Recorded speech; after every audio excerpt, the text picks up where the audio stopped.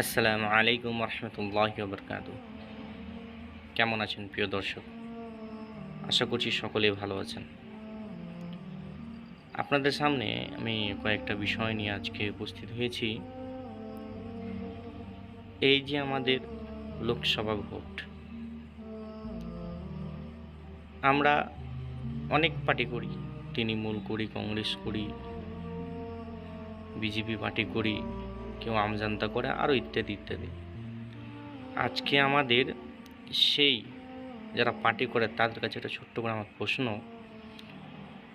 এই যে আমরা বলছি তৃণমূল, আমাদের মমতা ব্যানার্জি, এই তৃণমূলের থেকে আজকে যেসব প্রচার করছে কি তৃণমূলে ভোট দেন, মমতা ব্যানার্জি উদ্ধার করবে, এটা করবে, ওটা করবে। আচ্ছা, মমতা ব্যানার্জি কি আপনাদেরকে গ্যারেন্টি দিতে পারবে এই লোকসভা ভোট হয়ে যাওয়ার পর আপনাদের মাথায় এনআরসি লাগু হবে না?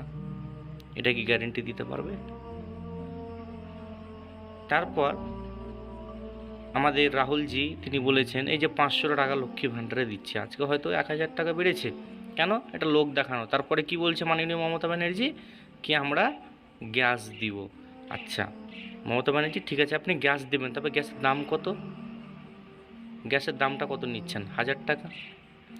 তাহলে আপনি যে গ্যাসটা দিবেন আজকে কেন দিবেন? আজকে ভোট আছে তাই জন্য দিবেন? আর 6 মাস আগে আপনাকে দিত, বছরখানি আগে থেকে দিত, কই আপনারাকে তো দিল না। আমরা হয়ে গেছি একটা বোকার ভাঁড়।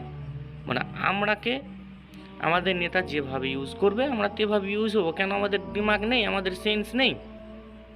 আজকে যদি আমরা সেন্সের বিষয়টা যদি দেখতে যাই আর দিমাগের যদি বিষয়টা দেখতে যাই, তাহলে আমরা ভোটটা কাকে দেবো? এই যে রাহুল গান্ধীজি যদি 2024-এ যদি আসে, আলহামদুলিল্লাহ, আপনাদেরকে একটা কথা বলছি আমি, তাহলে আপনাদের মাথার ছাদ বাজবে। আসামে কী হয়েছে আপনাদের মনে আছে, অনেকের প্রায় মনে আছে, এনআরসি লাগু করে কি অবস্থা করলো। আর আমাদের এখানে যদি এনআরসি লাগবে না, এটা কি মমতা ব্যানার্জি গ্যারেন্টি দিতে পারবে? দিতে পারবে না। কেন?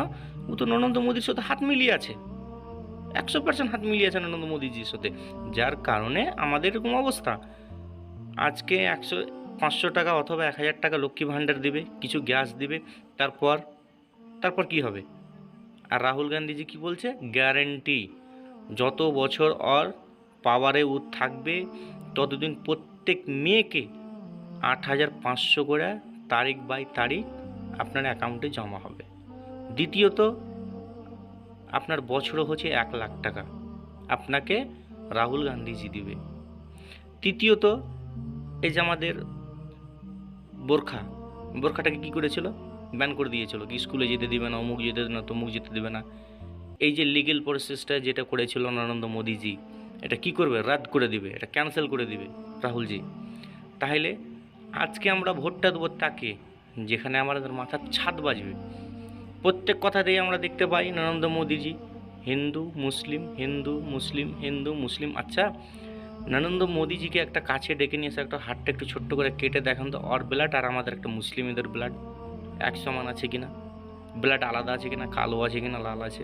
আর এখন তো নরেন্দ্র মোদীজি তিনি বলছেন, भाई और बहनों, अगर कांग्रेस अगर सत्ता में आ गया आपका सोना लेके चला जाएगा।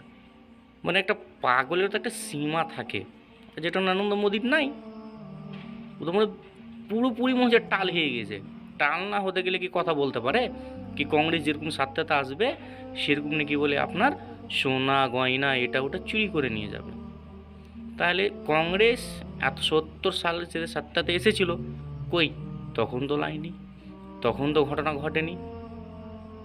আপনাদেরকে আমি সোজা ওয়ার্ডে যদি একটা কথা বুঝাতে চাই, আমার ভাষায় অনুযায়ী, আজকে আছি আলহামদুলিল্লাহ, আমি কানাডাকে বুকে আছি। এখানে এক সময় এমন মানে অবস্থা হয়ে গেছিলো, আমাদের বাড়ানো মুশকিল হয়ে গেছিলো। আমি একটা কর্মী ভাই, আমি একটা ওয়ার্কার, আমি করে খাই, হ্যাঁ আমাকে কাজ করে খেতে হয়। তো এখানে এমন অবস্থা হয়ে গেছিলো, বাড়ানো মুশকিল ছিল। কিন্তু আজকে কংগ্রেস যেরকম সাত্তাতে এসেছে, আলহামদুলিল্লাহ, বিন্দু পরিমাণ কিছু নেই। আগে যেরকম কংগ্রেস মুসলিম হিন্দু সব ভাই ভাই ছিল, আলহামদুলিল্লাহ সবাই ভাই ভাই থাকে আছে। ওই জন্য বলছি ভোটটা কংগ্রেসকে দিবেন, কংগ্রেসকে দিয়ে নিজের মাথারও ছাদ বাঁচান, নিজের শরীরের চামড়াটুকুও বাঁচিয়ে নেন। আর আপনারা যদি বলেন কি না আমরা মমতা ব্যানার্জিকে দেখব, আমরা নরেন্দ্র মোদিজিকে দেখব, তাহলে ছাদও হারাবেন, ছালও হারাবেন।